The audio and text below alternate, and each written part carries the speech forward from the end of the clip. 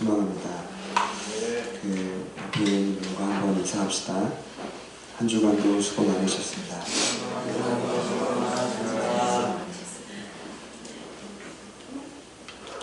지난 한 주간 날씨가 무척 추웠습니다. 저희 집도 싱크대 하수구랑 세탁기 물러가는 곳이 얼어서 작동이 안 됐었는데요. 곳곳에서 이야기를 들어보니까 많은 동파 문제들이 있었습니다. 그래도 추위를 잘 견디어내고 주님의 전에 오신 여러분들을 진심으로 환영합니다. 예수님이 그런 마음 아니실까 생각해 봅니다. 금일 저와 여러분이 함께 읽으신 이 요한복음은 기록된 목적을 분명히 밝히고 있습니다.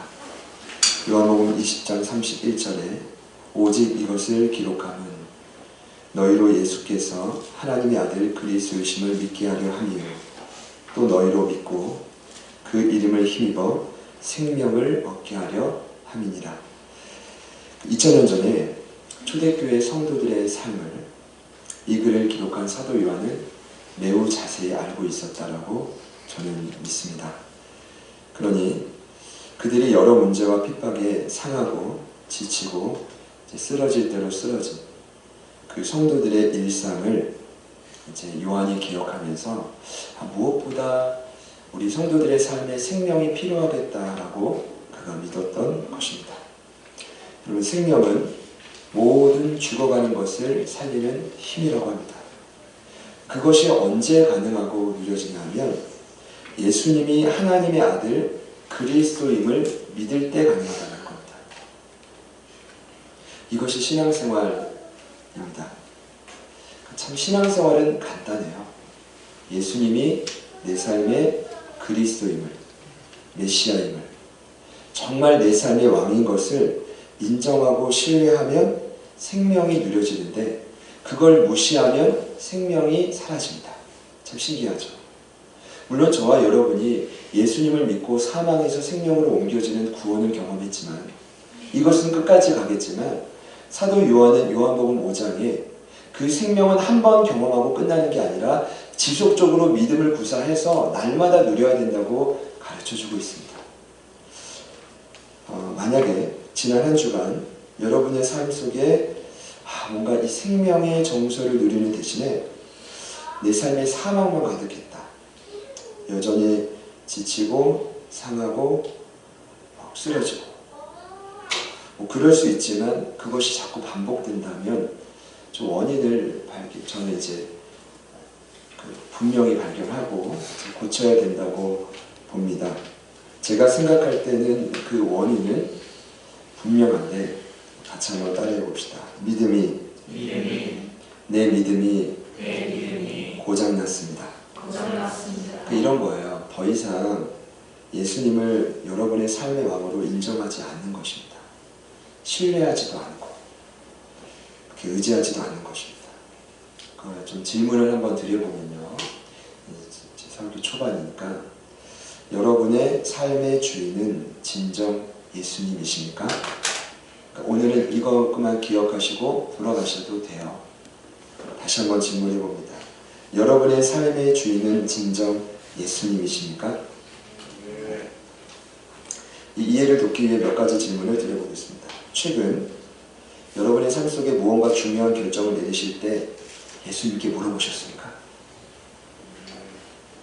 제가 지금 시선 한번 좀 돌아보려고 하면 했는데 어떤 분들은 인상을 이렇게 쓰고 계시고 어떤 분들은 제 눈을 피하셨는데 중요한 결정 내리실 때 예수님께 물어보셨어요? 두 번째, 시간을 내어 누구를 만나실 때 예수님의 뜻을 물어보십니까? 이 사람 만나서 뭘 해야 될지, 누구를 만나야 될지. 세 번째, 사소한 결정을 내릴 때도 여러분의 결정에 예수님의 의견을 반영하시나요? 그냥 이제 이번 주에 참 많은 일들이 있었지만 참 돌아보면 감사한 일이 있었어요. 수요일날 정말 잠깐 짜투리 시간에 약간 좀 해방감을 느꼈죠. 제가 이제 저희 아내가 화요일 저녁에 장인어른이 이제 기도 제목이긴 한데 이제 후두암 판정을 받으셨어요. 이제 치료를 이제 받으시는, 이제 방사선 치료를 받으시면 일단 된다고. 또 그 PCT 검사를 받으시다고. 참 이 단어를 제가 요즘에 참 많이 듣습니다. 암 정밀 진단 검사. 저희 우리 안수 집사님 때부터 들었던 이 단어를, 아내가 이렇게 아이들 내려가고 나니까 뭔가 좀 약간 홀가분한 느낌이 제 안에 좀 들어오는 거예요. 수요일날 이제 우리 사랑하는 종범 전사님이랑 잠깐 교제를 했었어요. 대화도 나누고 이제 이런저런 일도 보다가 저녁에 이제 식사를 했죠. 예전 같으면 참 많이 고민했을 겁니다. 어디서 밥을 먹어야 되는가, 어디서 떡볶이를 사 먹어야 되는가. 여기 뭐 떡볶이집도 많고 식당도 많잖아요. 요즘에는 그런 고민이 좀 사라졌습니다. 모 테이블 덕분에 그냥 1층에 가서 뭐 그냥 식사를 하는데 고민만 하면 돼요. 이제 메뉴만 결정하면 되거든요. 근데 저는 늘 투데이 메뉴예요. 오늘의 메뉴. 매일매일 바뀌는 그 신메뉴. 근데 그냥 그날따라 오므라이스를 먹고 싶은 거예요. 제가 오므라이스를 시키니까 이제 우리 종범 전사님도 똑같이 시켰어요. 눈치 조금 보다가. 그래서 이제 밥을 진짜 맛있어요. 맛있게 먹고 우리 이제 마지막 인사를 우리 집사님께 하는데 말이죠. 날씨도 너무 춥고 손님들도 없을 것 같고 막 그랬는데 오늘 손님이 너무 많으셨다는 거예요. 근데 더 감사한 건 돼지고기 김치찌개가 오늘의 메뉴였거든요. 그 재료가 다 떨어졌다는 거예요. 더 감사한 건 목사님이 늘 오늘의 메뉴를 시키셨는데 왜 오늘은 오므라이스를 드셨냐 이거죠. 여러분은 뭐 그런 것 같다 이러실 수 있는데 제가 너무 기쁜 거예요. 왜냐하면 첫 번째는 새로 나온 오므라이스가 너무 맛있어서 기뻤고, 두 번째는 그 돼지고기 김치찌개 재료가 다 떨어졌다는 게 기뻤어요. 이 추운 날에. 세 번째는 저와 종범 전사님이 눈치 없이 오늘의 메뉴 주세요 이랬으면 어떻게 할 뻔했어요. 물론 이러실 수 있어요. 우리 사장, 우리 집사님 나오셔가지고 재료가 다 떨어졌습니다. 다른 걸 드시죠. 이럴 수 있는데 이거 얼마나 좀 죄송하겠어요.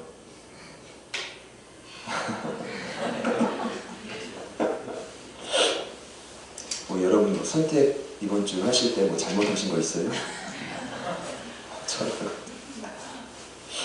근데 여러분, 제가 왜 이런 말씀드리냐면 사실 삶의 기쁨은 작은 선택과 감사와 만족에서 와요. 뭘 느끼냐면 저희가 시간이 가면 갈수록 하나님이 막 큰 걸 결정할 때 이거는 기본이고요. 이제는 자꾸 세밀한 것을 결정할 때 물으실 거예요. 너 누구 만날 거야? 뭐 먹을 거야? 너 이 물질과 시간을 어떻게 쓸 거야?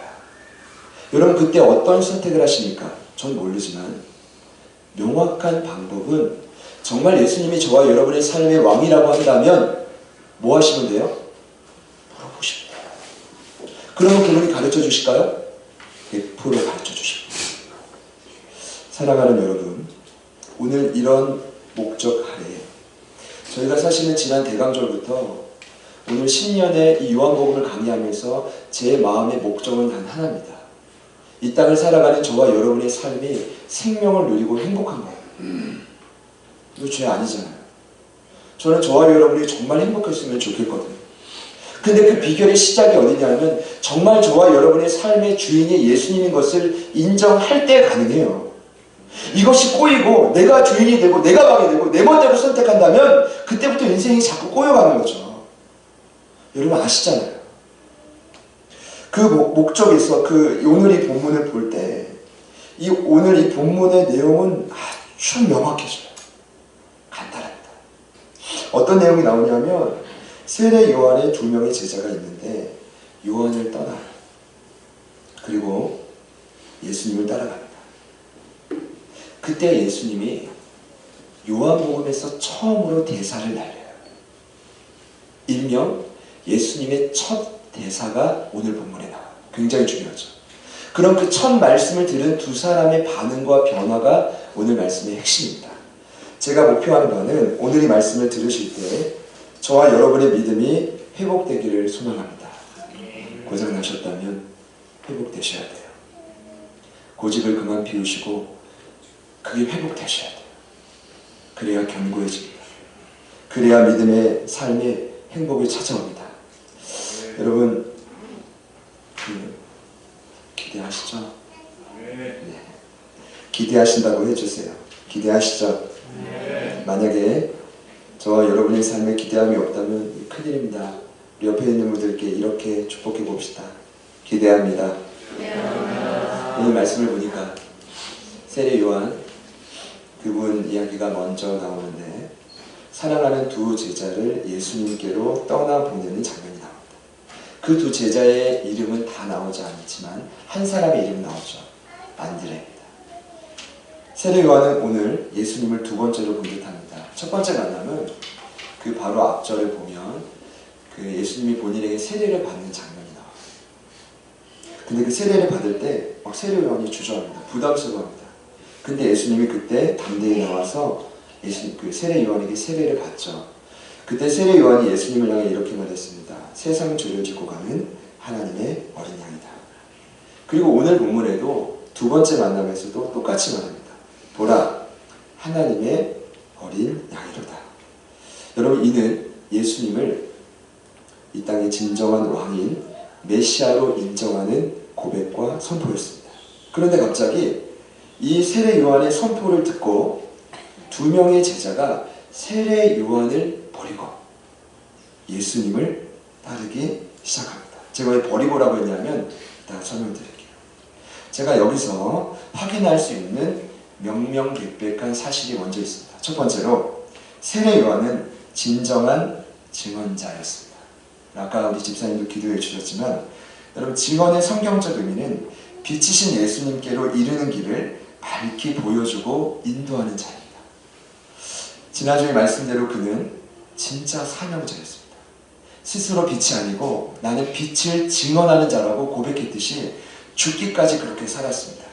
그래서 철저히 자신의 의를 감추고 예수님만 증언했고 영혼들을 예수님께로 인도하기 위해 최선을 다해 노력했습니다. 온전한 사명자의 모습입니다. 그런데 오늘 이 말씀을 근거로 또다시 제가 깊이 깨달았던 진리가 있습니다. 그것은 아무리 세례 요한이 탁월한 영적인 지도자라 할지라도 그의 영적인 지침과 도움은 궁극적으로 사람을 변화시킬 수 없다는 것입니다. 여러분, 이거 어떤 말이냐면 여러분 앞에 서 있는 제가 아무리 영적이고 탁월한 영도자라 할지라도 만약에 그래서 여러분의 삶을 제가 막 끌어가고 뭐 중보한다 할지라도 죄송하지만 그것으로 여러분의 삶이 궁극적으로 변화되지 않는다는 것. 세례 요한이 그걸 확실히 알았습니다. 여러분, 이 땅에 아무리 뛰어난 지식과 학문도 기술과 자랑하는 철학도 뛰어난들 사람을 변화시킬 수는 없습니다. 사람을 궁극적으로 바꿀 수 있는 힘은 예수님께만 있습니다. 이런 거예요. 세례 요한도 그 제자들을 훈련시키는 것을 한계를 느낀 거예요. 이걸 내가 데리고 있어봤자 소용이 없다. 차라리 누구에게 보내야 돼요? 예수님께로. 제가 사실 그래서 일부 예배 때 이 시를 찍고 했어요. 뭐냐면 제 욕심이었구나. 제가 이제 간간히 얘기하잖아요. 우리 교육자 세 분에게 앞으로 5년, 10년, 20년은 기본이다.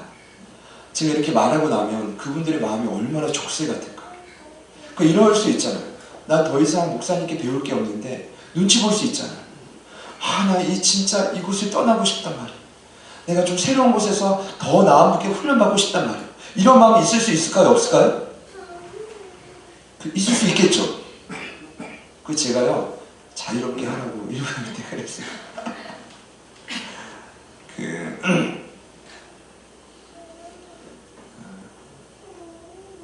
제가 그분들의 인생을 책임질 수가 없습니다. 제가 여러분의 인생을 책임질 수가 없습니다. 이 말은 제가 도망가겠다는 말이 아니라 아무리 좋은 말씀,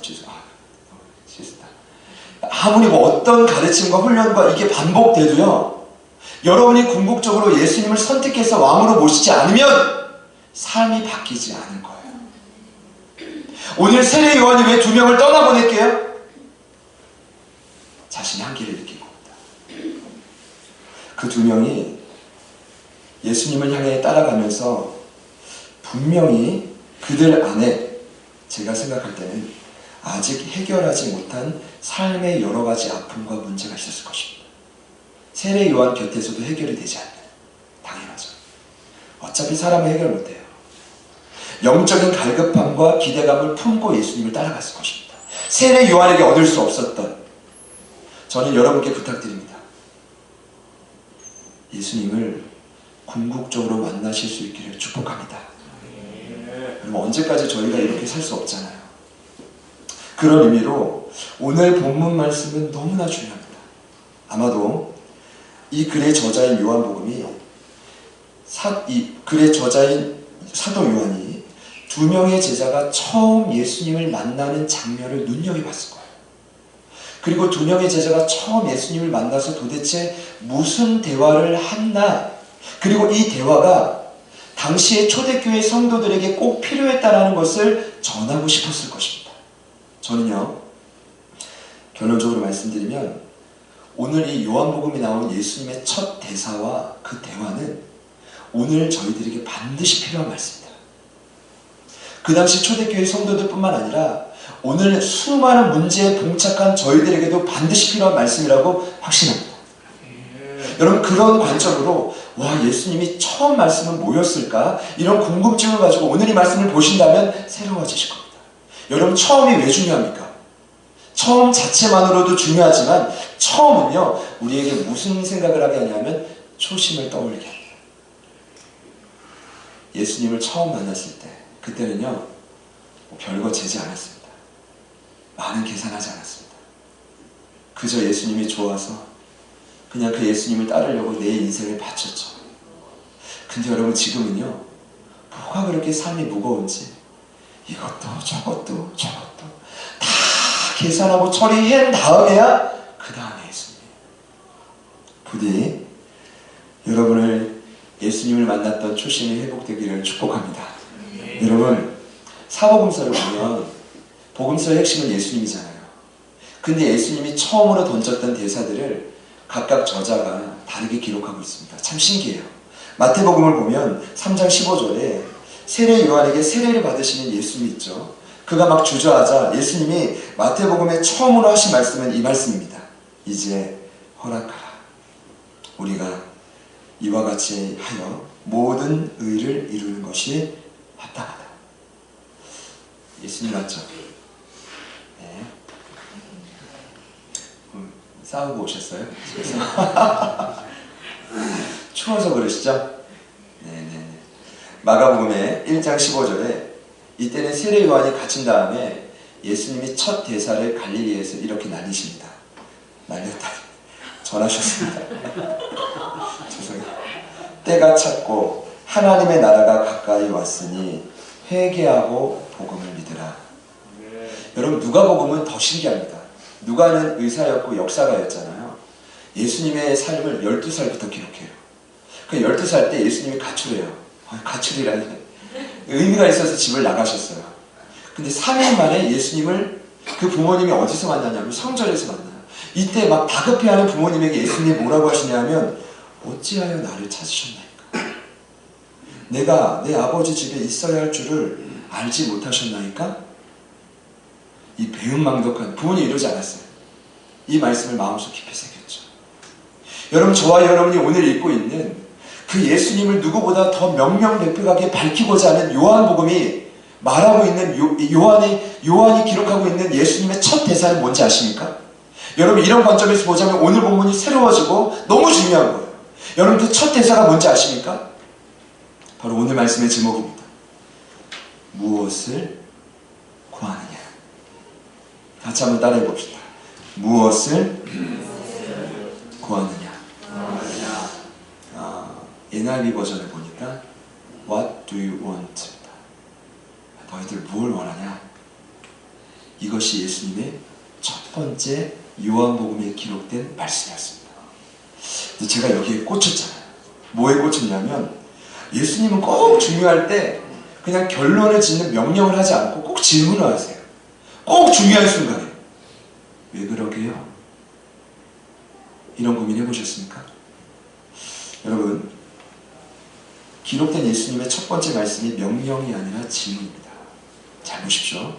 기본적으로 성경에 등장하는 예수님의 질문은 사람의 질문과는 달라요.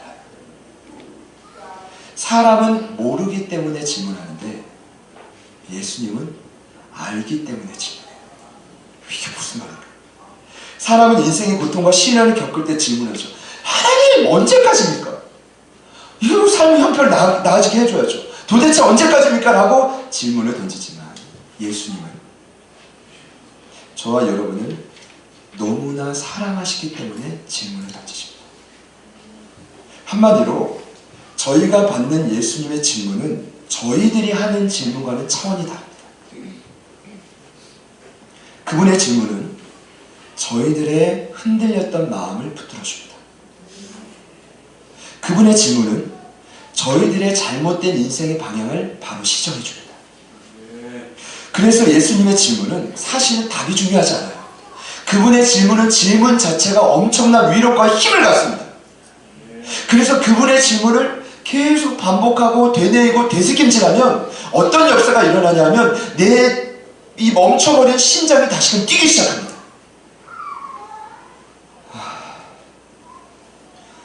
네.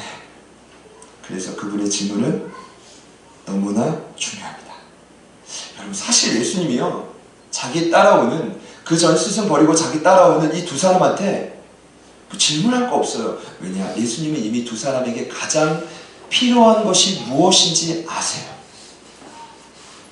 그냥 이렇게 말할 수 있어요. 그냥 와서 봐. 명령하시고 좋지? 그럼 전해. 이럴 수 있거든요.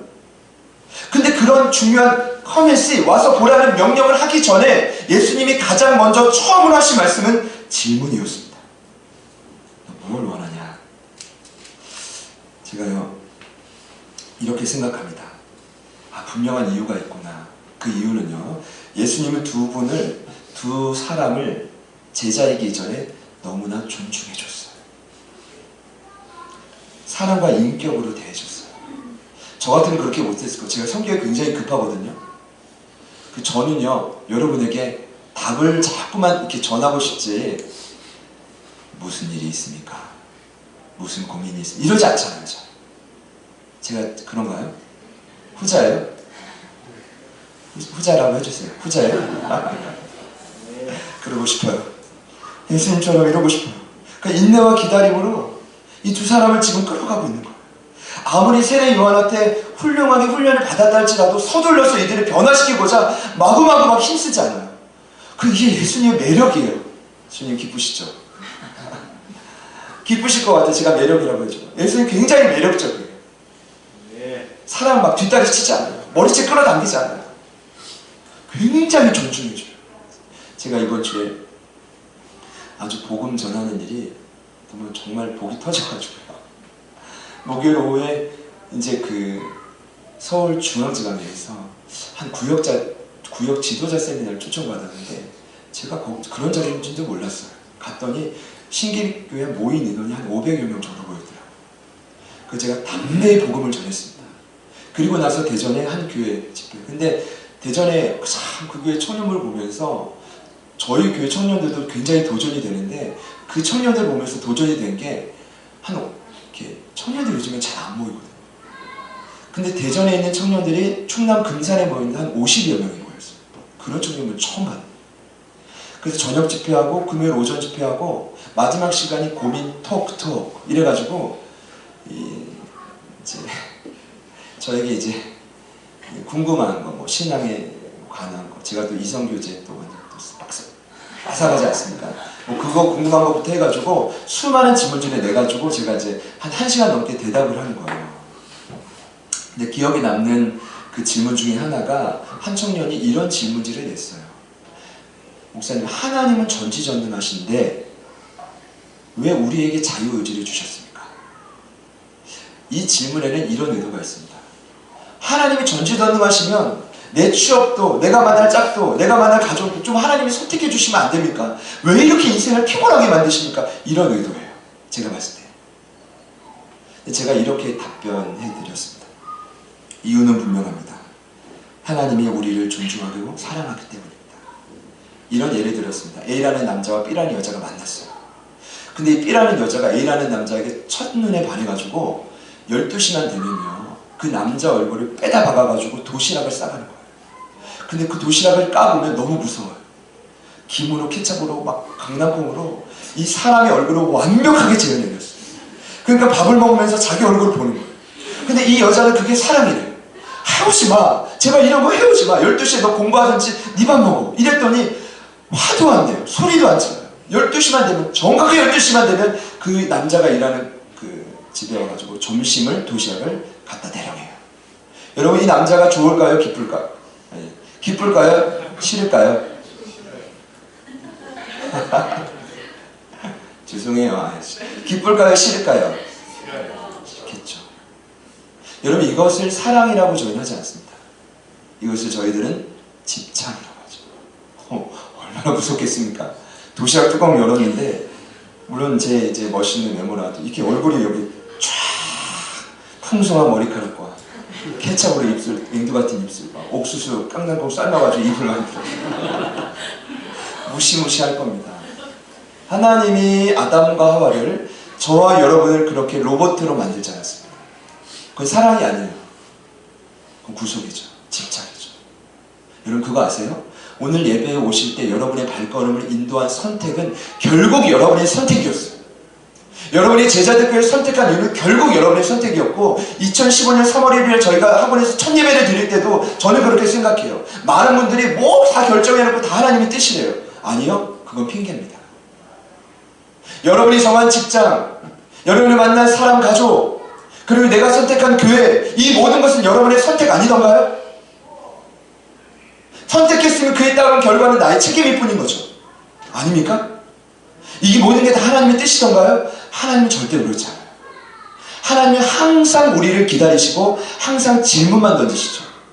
네가 원하는 게 뭐야? 서울의 대형교회야? 인천 서구다가 제자들 어디야? A라는 남자야 B라는 남자야 결국 내가 선택해놓고 하나님의 뜻이래요. 여러분 핑계대지 마십시오. 우리는 모두 다 책임져야 될 그 책임을 갖고 살아갑니다. 사랑하는 여러분, 제가 1부 예배 때 말씀드렸어요. 아니 우리 장로님이 평생 사는 포항을 떠나가지고 왜 여기 원룸 잡으셔서 왜 매일 새벽마다 여기 와서 기도 왜 그래야 돼요? 저 그렇게 부탁한 적 없습니다. 진짜예요. 장로님의 선택이에요. 아니 나래 자매님이 청청한 그 따뜻한 부모님의 집을 떠나가지고 왜 월세 내고 여기 살면서 왜 새벽마다 와서 기도해야 돼요? 저 그렇게 부탁 안 했지. 부탁 안 했어요. 본인 선택이죠. 본인 선택이죠. 여러분 제가 지금 무엇을 말씀드리려고 하냐면 오늘 예수님이 저와 여러분을 그렇게 존중하고 있어요. 너 무엇을 원하느냐? 근데 여러분 오늘 말씀의 결론은 이 질문 앞에 그 두 명의 초심의 반응을 한번 보십시오. 뭐라고 대답하는지 아십니까? 우리가 원하는 것은 선생님 랍비라고 말합니다. 극존칭으로 대답합니다. 극존칭.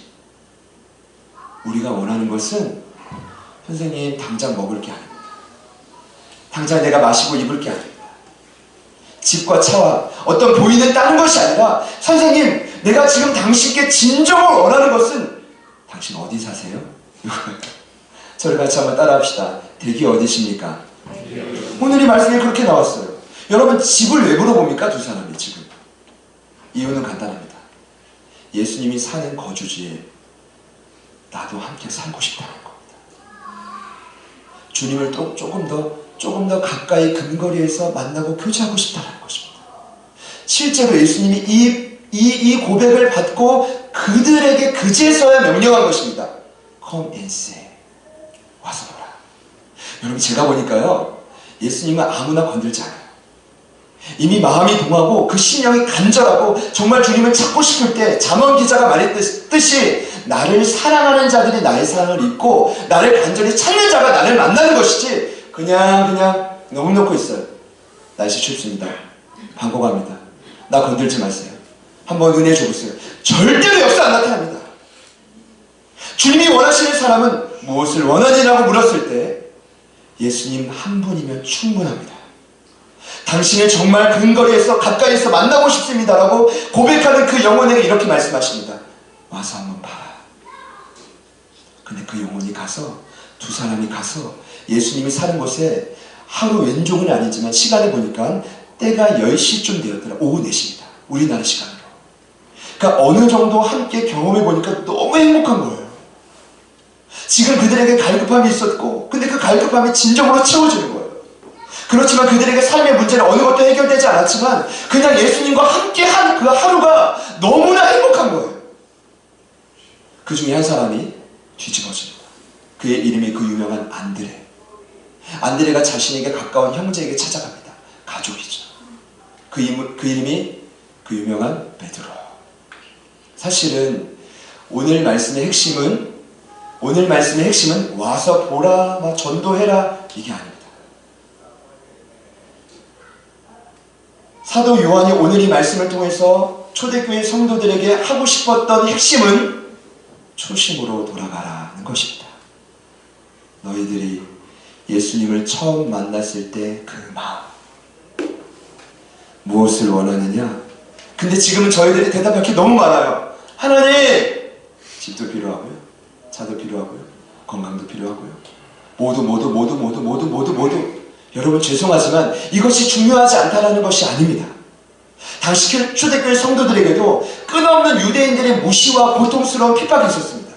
로마인들의 핍박이 있었습니다. 먹을 것과 마실 것 오늘 저희들보다 훨씬 더 심각했습니다. 그러나 그들에게 요한이 말하는 것이 무엇입니까? 지금 당장 너희들에게 필요한 것은 죄송해요. 그딴 거라고 할 뻔했어요. 그게 중요한데 그것이 아니라 그보다 더 중요한 것은 나를 만나는 것이라고 말하고 있는 것이죠. 나 좀 만나자는 거예요.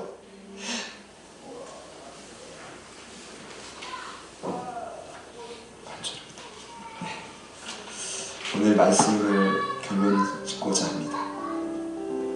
참 기독교의 역설인데 항상 주님이 먼저 말씀하시는 것은 우리의 환경을 변화시켜 주겠다는 게 아니더라고요. 네가 먼저 변화되라는 거. 이것이 기독교입니다. 기독교는 삶의 문제에 파묻히지 않습니다. 환경에 흔들리지 않습니다. 저와 여러분이 믿는 기독교는 그 모든 환경을 초월해서 영원을 사모하는 종교입니다. 여러분의 초심은 어땠습니까? 지금 저와 여러분에게 예수님이 오셔서 조심스럽게 존중하는 마음으로 물으신다. 무엇을 원하느냐? 여러분은 무엇을 대답하시겠습니까? 여러분은 무엇을 대답하시겠습니까? 예수님과 제자들이 처음 만났던 이 장면, 여러분 그들은 새신자가 아니었습니다. 그들은 초신자가 아니었습니다. 두 사람은 이미 닳고 다른, 때로는 복음을 부끄러워하기도 하고 갈등하기도 하고 지치기도 하고 마음이 상하기도 하고, 그런 그들이 그래도 선택한 길은 예수님 댁이 어디입니까? 내가 그곳이 아무리 멀어도 내가 가서 당신과 함께하고 싶습니다. 그래서 찾아가고, 그래서 그분과 함께하고, 그래서 삶의 힘을 얻고 그 생명력으로 전도하고, 그랬더니 하나님이 구하지 않은 것까지도 그들의 삶에 채워주시고. 사랑하는 여러분, 여러분의 잘못된 우선순위가 바로잡혀지기를 소망합니다. 여러분의 고장난 믿음이 회복되기를 소망합니다. 여러분에게 주님이 물으실 때 오직 예수님 한 분이면 충분하다고 고백할 수 있기를 소망합니다. 초심을 회복합시다. 초심을 회복합시다.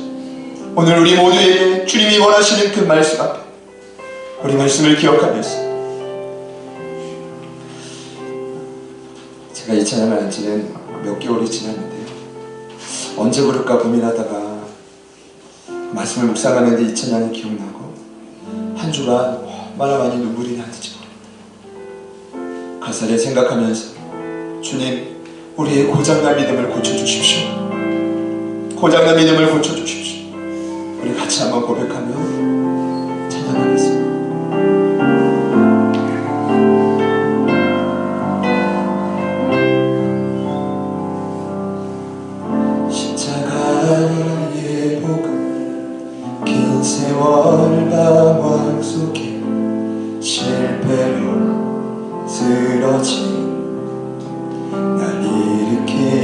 주시네.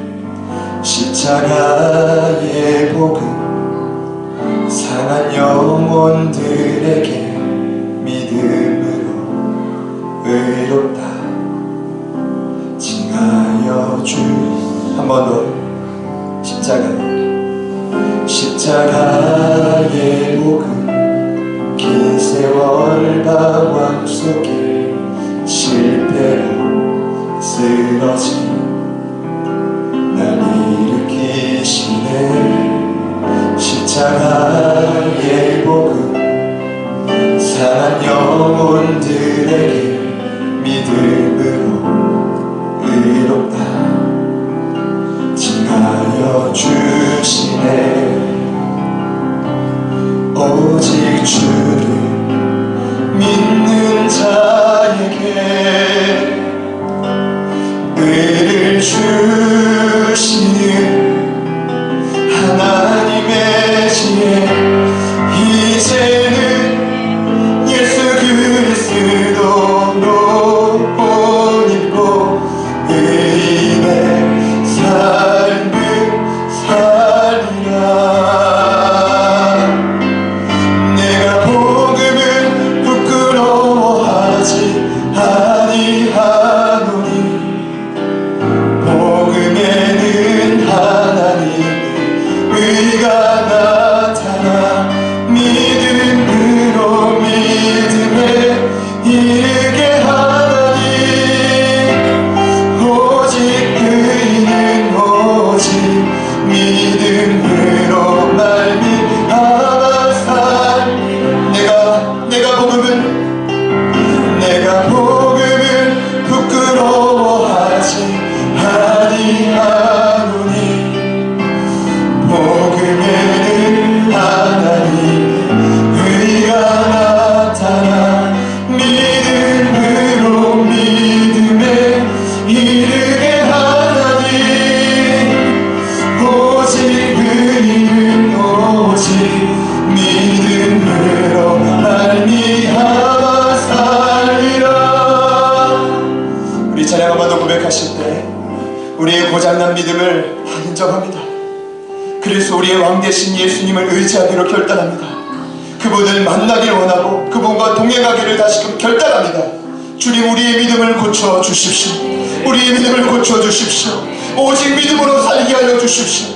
오직 믿음으로 살게 하여 주시고 세상을 따라가지 않는 믿음을 허락하여 주옵소서. 우리 한 번 더 결단하는 마음으로 고백합시다.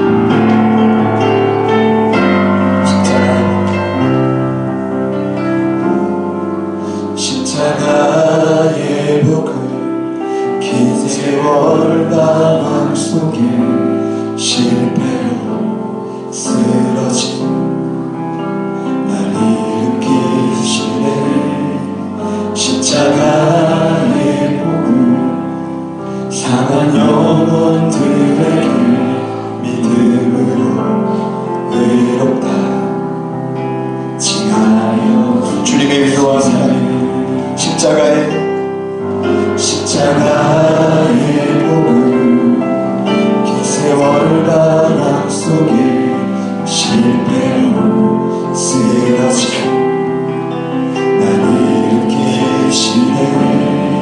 십자가의 복음 상한 영혼들에게 믿음으로 의롭다 칭하여 주시네. 오직 주를 믿는 자에게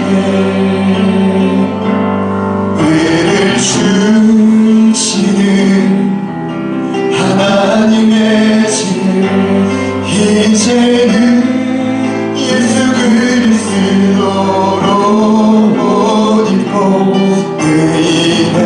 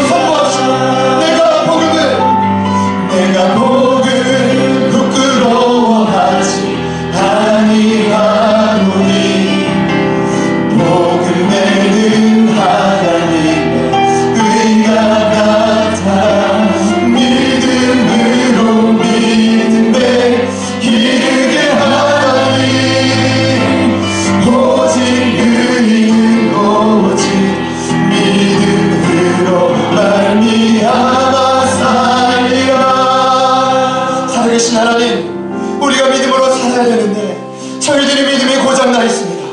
우리의 삶의 믿음을 고장나게 한 모든 세상의 욕심과 그 죄악된 모습들, 타락된 우리의 모든 고장난 믿음의 모습들을 이 시간 예수님의 피로 정결케 씻어 주시옵소서. 하나님과의 무뎌진 관계를 회복시켜 주시옵소서. 내가 주의 책임에 거하겠습니다. 내가 주님과 동행하겠습니다. 두 제자와 같은 초심의 믿음을 오늘 우리에게 회복시켜 주시옵소서. 회복시켜 주시옵소서. 우리 다같이 열심으로 우리 말씀을 붙들고 기도하며 나아갑시다. 주여, 주여, 주여. 살아계신 아버지 하나님 감사합니다. 하나님 감사합니다. 하나님 오늘 우리에게 주신 말씀을 기억하고 주님 앞에 믿음으로 거듭나게 결단하며 나아갑니다. 주님 우리에게 말씀하소서. 우리에게 말씀하소서. 우리에게 말씀하소서. 하나님 원하시는 그 모습 그대로 우리를 다시금 믿어주셔서 믿음을 회복시켜 주십시오. 믿음을 회복시켜 주십시오. 믿음을 회복시켜 주십시오. 하나님 오직 복음을 부끄러워하지 않으며 오직 그 복음을 찾아가며 오직 내 삶의 예수 한 분만을 마음으로 삼고 기대하며 나아가게 도와주시고 중요한 결정을 할 때마다 사소한 결정을 할 때마다 몇 순간 주님께 묻고 몇 순간 주님께 물으며 몇 순간 주님께 기도하며 몇 순간 주님께 기대하며 하나님 믿음으로 결단하며 따라갈 수 있도록 도와주십시오. 도와주십시오. 도와주십시오. 도와주십시오. 도와주십시오. 주님 도와주십시오. 도와주십시오. 도와주십시오. 도와주십시오. 도와주십시오. 도와주십시오. 도와주십시오.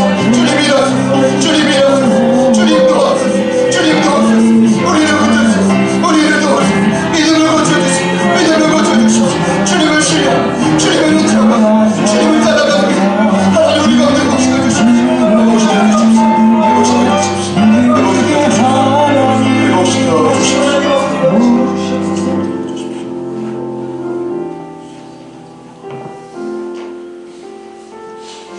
예수께서 돌이켜 그 따르는 것을 보시고 물어 이르시되 무엇을 구하느냐?